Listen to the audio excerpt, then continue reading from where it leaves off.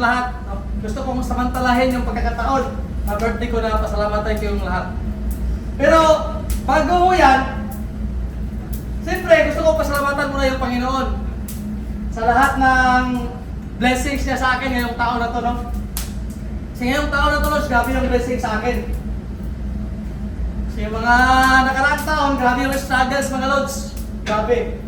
Kaya, pero hindi natin pag-usapan yan kasi siyempre yung mga masasayang ano lang, alaala pag-usapan natin, hindi yung mga struggles, no? Kaya, thank you talaga, Lord. Thank you sa lahat ng blessings mo sa akin, no? Tapos, siyempre sa pamilya ko. Unang-una sa asawa ko na napaka-supportive sa akin. Na talagang sinakripisyo niya lahat para lang tupat yung pangarap ko, no? Sa misis ko, Bibi, salamat talaga sa lahat ng suporta mo sa akin. Thank you. Sa pagmamahal, sa lahat ng ginawa mo sa akin. Salamat. Siyempre sa mga anak ko, gusto ko rin pasalamatan, no? Sa nanay ko, sa kapatid ko. At saka siyempre hindi mawawala yung mga in-laws ko, yung mga biyanan ko, yung mga brother and sister-in-law ko. Napaka-supportive po sa akin, no? Lahat na ng suporta, binigay nila sa akin.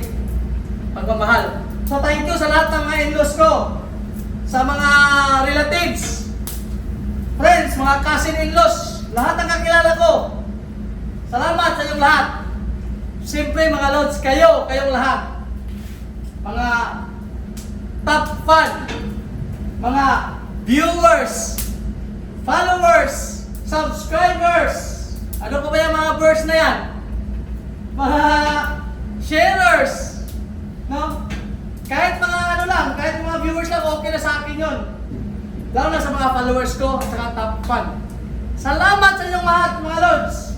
Ito na yung pang 40 years ko na existence sa mundong ito.